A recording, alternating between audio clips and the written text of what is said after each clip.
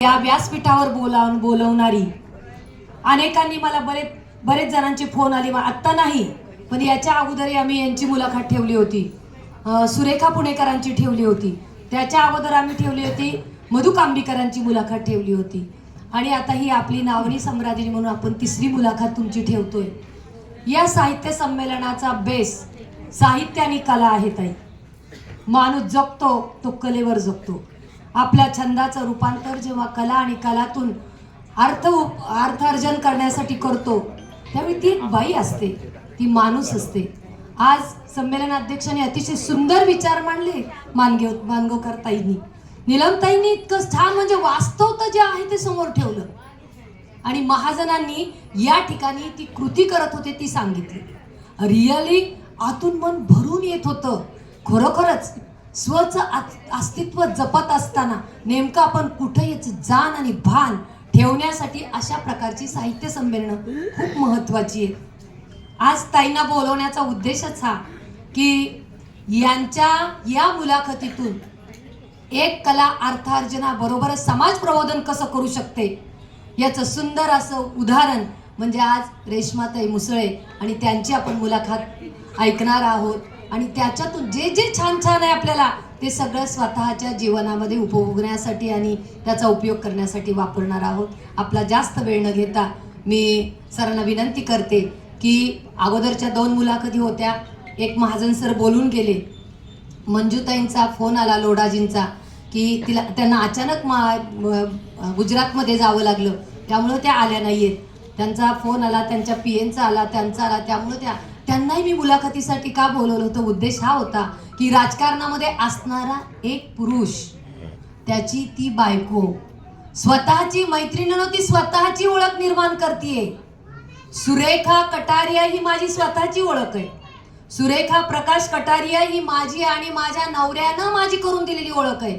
सुरुवातीला ती होती, बरोबर आहे ना ताई, सुरुवातीला ती होती, पण त्या सुरुवातीच्या ओळखीमध्ये अधिक रूपांतर करण्यासाठी Surekha Kataria it is okay, why not, sure. इथं बसलेल्या सगळ्या महिलांना सांगतेय की तुमच्या स्वत्वाची जाण ही तुम्हाला झालीच पाहिजे। मी सुरेखा कटारिया, मी लीना कटारिया, मी कोण तर सुप्रिया सोळंकुरे, ही अशी नावं पाहिजेत स्वतःची जाण निर्माण करण्यासाठी। अशा ह्या कलेचा वारसा चालवणाऱ्या अशा या सखीचं आपण या ठिकाणी खूप खूप टाळ्या वाजवून कौतुक करूयात। नाही जास्त वेळ न घेता मी सरांना सांगते की आपण मुलाखतीला सुरुवात करावी। आपल्यासाठी साधारणतः 20 मिनिटाचा वेळ आहे, त्याच्यामध्ये परफॉर्मन्सही आम्हाला पाहायचा आहे ताईंचा, कारण त्याच्यासाठी तर सगळ्या अगदी लेडीज आमच्या सगळ्या उत्सुक आहे, बरोबर आहे की नाही? अगं टाळ्या वाजवायला कसं कळणार? धन्यवाद धन्यवाद सर।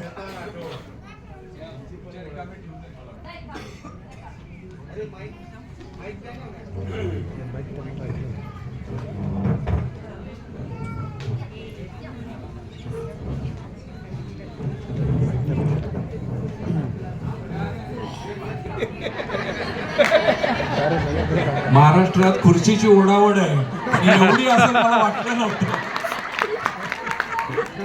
मला काय वाटलं लगेच चालू करायचे हा, त्याच्यामुळे खुर्ची काढून घेतली। चौगुले सर, तुम्ही सुरुवात खूप छान केली आहे, मुलाखत नक्की लागणार आहे आपली। सकाळपासूनचं सत्र अत्यंत उत्तम आणि वैचारिक मेजवानी देणारं ठरलं। मधला 1 तासाचा हा पौष्टिक मेजवानी देणारा ठरला आणि आता या सत्रामध्ये या दोन्हींचंही अधिकाधिक चांगलं काही करण्याचा आपण प्रयत्न करणार आहोत। खरं तर महिलांनी सगळीच क्षेत्र पादाक्रांत केलेली आहेत। सगळ्या क्षेत्रामध्ये महिला कर्तृत्व संपन्नतेनं चमकलेल्या आहेत, चमकत आहेत आणि भविष्यकाल उज्ज्वल आहे।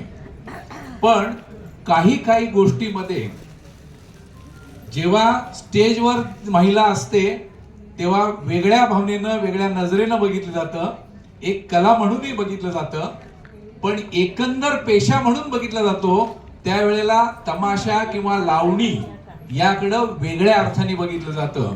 पण ही गोष्ट हळूहळू पुसली जाते. त्याचं कारण की अशा लोककलावंतांना साहित्य संमेलनाच्या व्यासपीठावरती सन्मानाने स्थान मिळतंय, हे सगळ्यात महत्वाचं आहे. लावणी आणि महाराष्ट्र, लावणी आणि मराठी माणूस असं वेगळं करताच येत नाही. कारण मराठी माणसाची व्याख्या एका वाक्यात करून द्यायची झाली तर चाळ आणि टाळ याशी नातं नाही असा मराठी माणूस नाही. आणि म्हणून हे आपल्याला वेगळं करता येत नाही. तेव्हा आजच्या या संमेलनाच्या सत्रामध्ये आपल्या समोर आहेत लौकिक अर्थानं शिक्षण नेमकं आणि बेताचं, म्हणजे रेग्युलर शाळेमध्ये 7वी पर्यंत गेलेल्या, पण आश्चर्य वाटेल सगळ्या महिलांनी आदर्श घ्यावा असं उदाहरण म्हणजे सध्या पुणे विद्यापीठात PhD करणाऱ्या आशना रेश्मा आपल्या समोर आहे. आणि ही वाटचाल सुद्धा खूप महत्वाची आहे. सुरेखाताईंची मुलाखत मीच घेतली होती, सुरेखा पुणेकरांची, आठवत असेल बऱ्याच जणींना. त्यांना सही सुद्धा करता येत नाही. म्हणजे लोककलावंतांचं एका बाजूला असं आहे की चमचमत्या प्रकाशात उजळणारं आयुष्य आहे, पण साक्षरतेच्या बाबतीत अंधारलेलं आयुष्य आहे. आणि अशा अंधारलेली वाट आपली उजळ करणारी ही एक कर्तृत्व संपन्न महिला आपल्या समोर आहे, हा अभिमानाचा भाग आहे. लावणी अगदी वयाच्या 10व्या वर्षी त्यांच्या वाट्याला आली. कारण घरात आईकडनं परंपरागत लावणी त्यांच्यापर्यंत आली आणि म्हणून परंपरेनं आलेल्या लावणीचा शास्त्रीय पद्धतीनं अभ्यास हाच त्यांच्या PhDचा प्रबंधाचा विषय आहे. आणि तिथपर्यंत आपण या मुलाखतीच्या माध्यमातून जाण्याचा प्रयत्न करणार आहोत, त्यांच्याकडनं जाणून घेणार आहोत. खरं तर वेळ मर्यादित आहे. 3 व्यक्तींची म्हणजे वेगवेगळ्या संपन्न कर्तृत्व व्यक्तींची मुलाखत आता या सत्रात होणार होती. यजुर्वेद महाजनांचं तर आपण बघितलंच केवढं उत्तुंग कर्तृत्व आहे. मंजू लोढा, आश्चर्य वाटेल की एका मंत्र्याची पत्नी, म्हणजे हा एक भाग पैलू झाला. आणि ऐश्वर्य किती असेल, मी तर त्यांना दुसऱ्या सुधामूर्ती म्हणतो. 3600 कोटी रुपये कुटुंबाचं उत्पन्न, देशातला पहिल्या नंबरचे बिल्डर असं नावावर लौकिक असणारा लोढा परिवार, आणि त्या लोढा परिवारातल्या त्या मंजू लोढा आहेत. आणि तरी सुद्धा राहणी साधी आहे. त्यांना सुद्धा बोलतं करण्यात मला आनंद वाटला असता, कारण खूप आपल्याला जाणून घेता आलं असतं. पण ती सगळी उणीव आज रेश्माजी भरून काढणार आहे, त्यामुळे चिंता नाही आपल्याला. पारंपरिक लावणी बालपणात बाळकडू असल्यासारखीच वाट्याला आली, कारण आईकडनंच ती मिळाली. पण त्याला शास्त्रीय पैलू अनेक माध्यमातून दिले गेले आणि मधु कांबीकर पर्यंत तुमची वाटचाल झाली. आणि ही सगळी वाटचाल कशी झाली आणि काय काय शिकाय मिळालं? सुरुवातीच्याच काळात म्हणजे जेव्हा आई नाचायला जायची, आईला वाटायचं की जे माझ्या वाट्याला येते ते माझ्या मुलीच्या, माझ्या संतानांच्या वाट्याला येऊ नये, म्हणून आईचाच मुळात म्हणजे विरोध होता की तुम्ही शाळा शिका आणि आमच्या साथ नाच गाणं करू नका. पण तो जो नाच लहानपणापासून म्हणजे पोटात असल्यापासून तो आमच्या नसाच भिनलेला होता, तो काय आम्हाला काढता आला नाही. आणि मी आईच्या मागं नाचायला जायचे तेव्हा काही लाईटी नव्हत्या, काही नव्हत्या. टेंब्यावरती फक्त ढोल असायची आणि 5 ते 7 किलो घुंगरं पायात बांधून पूर्ण गावात आई नाचायला जायची. स्टेजवर नाही, स्टेज नव्हतं त्यावेळी. खेड्यापाड्यात ज्या लोककला वरातीत किंवा यात्रा जत्रेत नाचायला 100 किंवा 50 रुपयाच्या बिदागी घेऊन आई नाचायला जायची. मग तिच्या मागे मी म्हणजे आवडच होती लहानपणापासून की ते कुटुंबाचं जे वातावरण असल्यामुळं त्याची आवड आधीपासूनच लागली. मग आई विरोध करायची म्हणून मी मावशीच्या मागे जायची नाचायला. मग मावशी अशी धाडशी होती की ते धाडस मला मावशीकडून आलं. कारण रात्रभर नाचून नाचून दमून जायचे. थोड्या वेळ थांबले, मग आता फक्त ढोलवर नाच करायचा. गाण्याला स्वर नाही, काय नाही, गाणं म्हणून नाचायचं.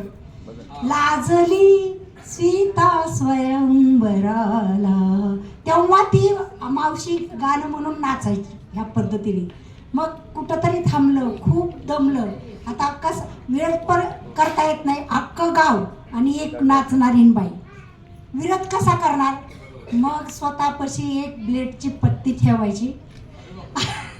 मग ती ढोल बसल्या, मग ढोलवर बसायची. खाली मातीत बसता यायचं नाही ना, साडी वगैरे घुंगरू असली की.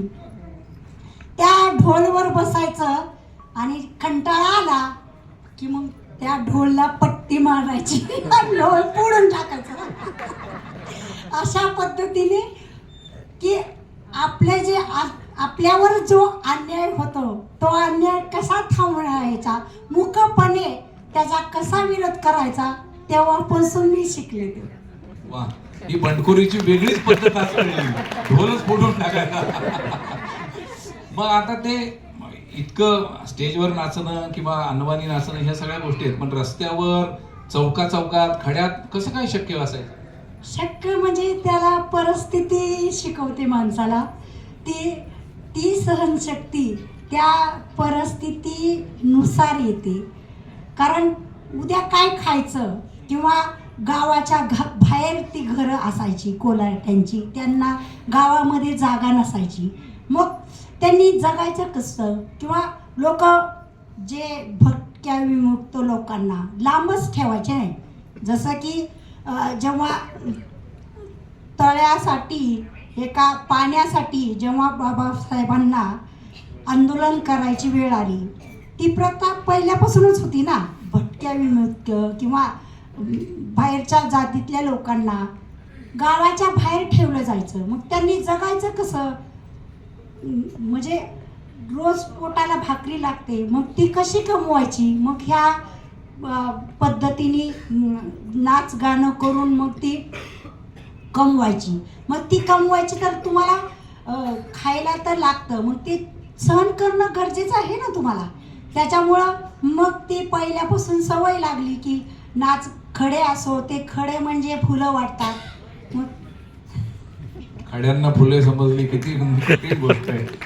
पण आता तुम्ही उल्लेख केलाच तर म्हणून म्हटलं की कोल्हाटी समाजाकडं ही सगळी कला आली, आणि साधारण महाराष्ट्रामध्ये नाचणारी किंवा लावणी ही परंपरा कोल्हाटी समाजाकडेच आहे.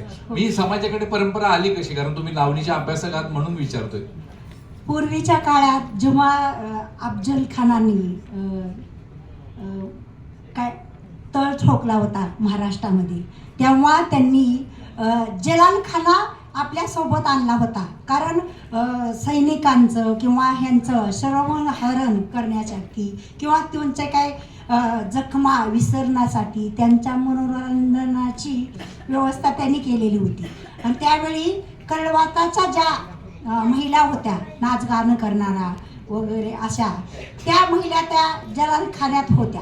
मग त्या महिलांच्या सेवा करण्यासाठी, त्यांची काय वरची कामं करण्यासाठी ह्या कोलाड्यांच्या किंवा ह्या भटक्याविमुक्त जातीतल्या महिला तिथे काम करायला जायच्या. मग ते नाच गाणं बघून त्या नाच गाणं शिकल्या.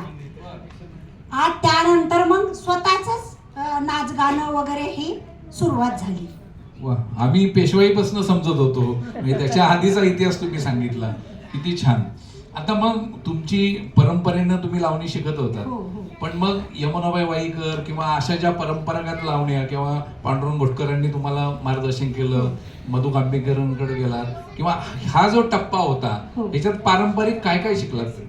मी पारंपरिक लावणी म्हणजे त्या शब्दावरती, एका शब्दावरती 200-250 अभिनयाचे प्रकार कसे करायचे ते एकदम बारकाईने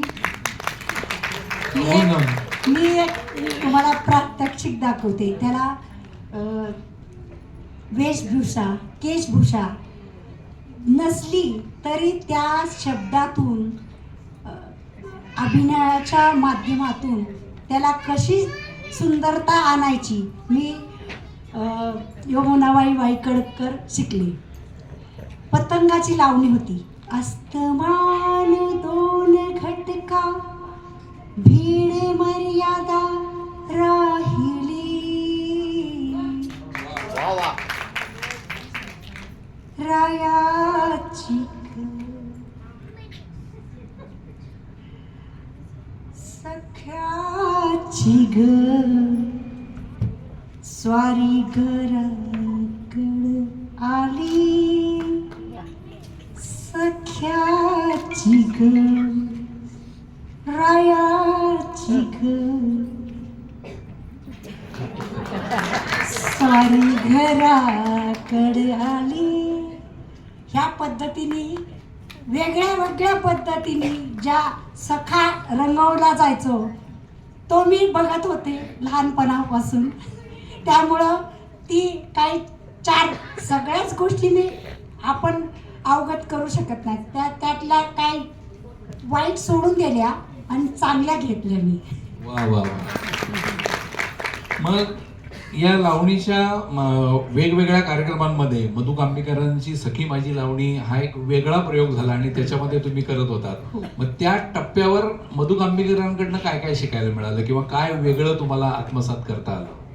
पूर्वीच्या ज्या नृत्य म्हणजे लावणी गायिका होत्या यमुनाबाई, त्या गायिकेच्या अंगाने त्या काय कुठं शास्त्रीय सुरांचं ह्याचं ज्ञान नाही घेतलं, पण त्या चालता चालता प्रत्येक वेळेच्या अभ्यासातून त्यांनी शास्त्रीय लावणी केली यमुनाबाईंनी.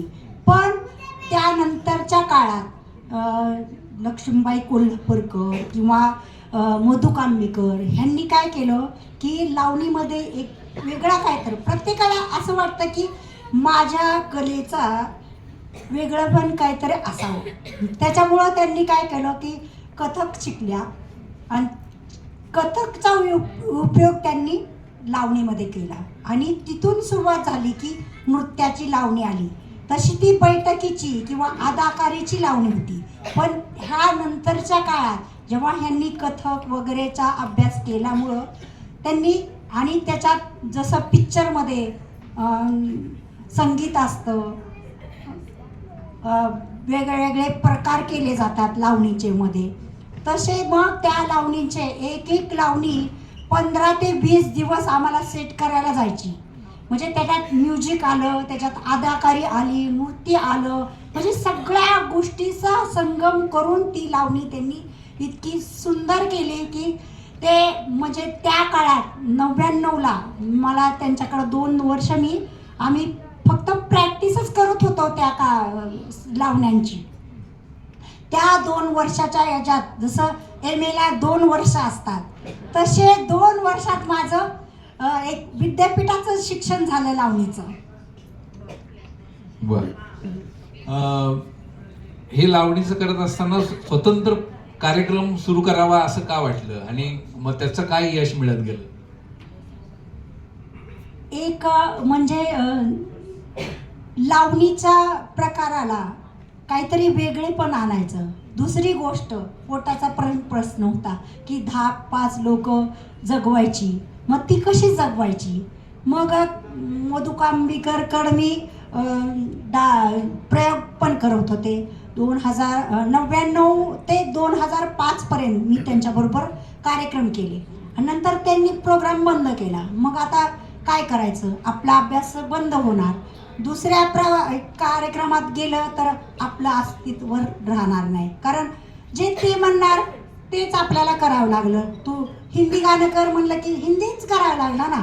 माझं अस्तित्व काय, म्हणून मी ठरवलं की आमच्या घरातल्या काही 4-2 मुली होत्या, त्यांना मधु कांबीकरांनी चांगल्या प्रकारे शिकवली होती लावणी. आणि 2005 ते 2008 लावणी महोत्सवमध्ये आम्ही 4 वर्ष प्रथम क्रमांक घेतला आणि त्यातून आमचा खूप अभ्यास झाला की आता एखादी मुलगी जाड असेल तर तिला कवळी कवळी म्हणता येईल का ह्या पद्धतीने. आणि प्रत्येक गोष्टीचा आता आमचा जेव्हा आमची पहिला नंबर आला त्यांच्या कार्यक्रम अकलूजला शेवटी असायचा. मग आमचा कार्यक्रम यायचा 4 वाजता. मग आता तिथं लावणी कुठली करायची?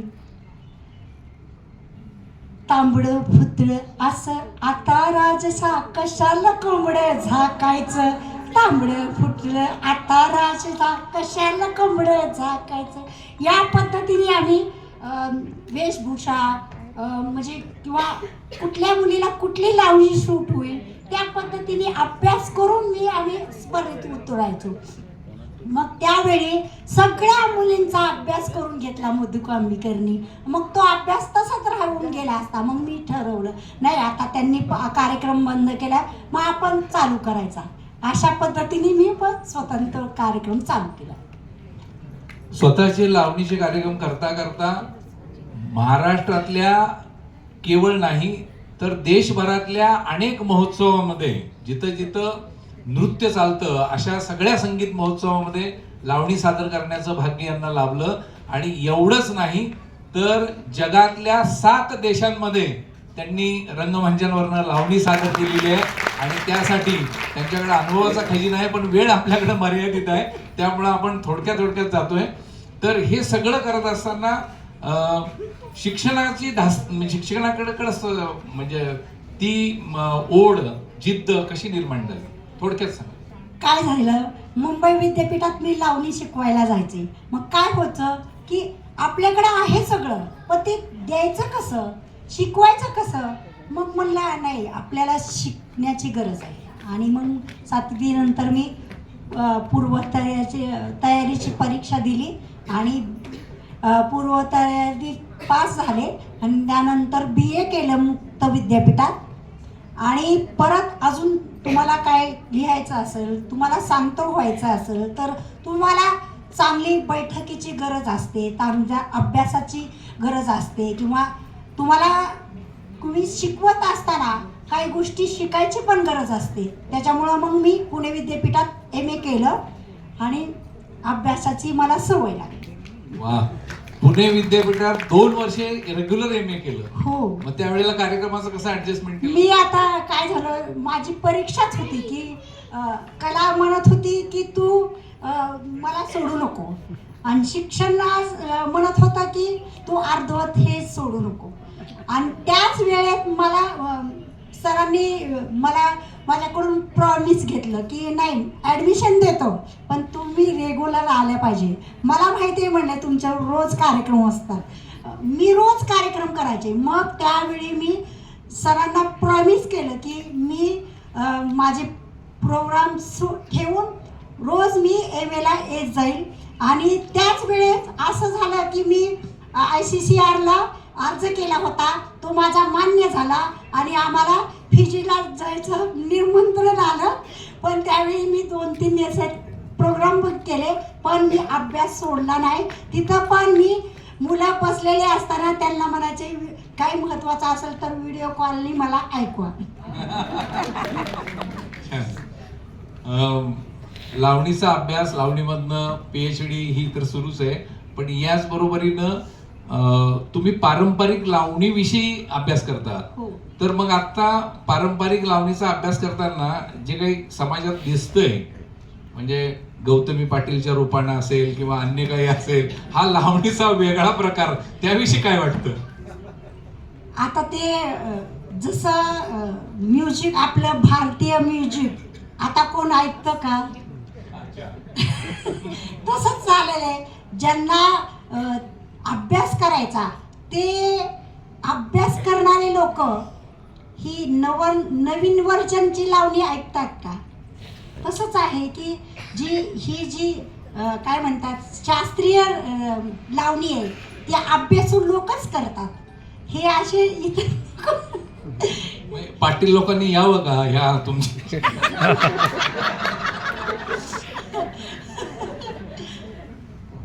काय म्हणजे अजून वेगळ्या प्रकारची लावणी होऊ शकते. जसं पूर्वीची गायकीची लावणी आणि कथकची लावणी मिश्रण झालं तसं एखाद्या दुसरं वेगळं मिश्रण होईल. चांगलं आहे, तुम्ही पॉझिटिव्ह अंगानं त्याकडं बघताय, ही चांगली गोष्ट आहे. खरं तर तुम्ही लावणीमध्येच वेगळे वेगळे प्रयोग केलेले आहेत. म्हणजे आता कथकचा विषय निघाला म्हणून कथक लावणी, नाट्यगीतावर लावणी किंवा जुगलबंदीची लावणी, हे सगळं आता पण तिकडे ताई उभा राहिल्या त्यामुळं आपण आवर्त घेणार आहोत. बरोबर आहे, संयोजकांची भूमिका असते. अजून किती टप्पे पुढे जायचे आहेत, किती सत्र जायचे आहेत. त्यामुळे एक शेवटचा प्रश्न विचारतो की लावणी आणि लावणी सादर करणारी नृत्यांगणा किंवा लोककलावतीकडं बघण्याचा एक दृष्टिकोन वेगळा असतो. या अंगाने काही अनुभव आले असतील तर ते सोडून देऊ आपण, पण चांगला एक रसिक म्हणून किंवा एक प्रेक्षक म्हणून किंवा कला सादरीकरणानंतरचा एक वेगळा अनुभव म्हणून काय सांगता येईल? मला असं वाटतं की मी जेव्हा जयपूरला गेले होते तेव्हा 2च मिनिटाची लावणी आम्हाला सादर करायची होती, कारण 40 ग्रुप भारतातून सगळे आले होते आणि प्रत्येकाला एका तासात त्या 40 ग्रुपचं प्रेझेंटेशन होतं. त्यावेळेला आमच्या वाट्याला 2च मिनटं आली होती आणि मग आम्ही काय केलं, चाळ माझ्या पायात ही लावणी आम्ही केली आणि मोर घालून जे मी नाचले. मग एक मुलगी उठून कार्यक्रम संपल्या मागे आली आणि माझी पापी घेतली तिने आणि हातातली एक अंगठी होती तिने माझ्या हातात घातली. ह्याच्यापेक्षा छोट्या मुलींना दिलेली दाद, क्या बात आहे. ह्याच्यापेक्षा कलेचं चीज होणं मला वाटत नाही. ह्याच्या उपर काही असेल की नाही, आता एक तरी होऊ देत ना. आता मग एक परफॉर्मन्स होऊ देत ना. ट्रॅक लावताय का? ट्रॅक लावा.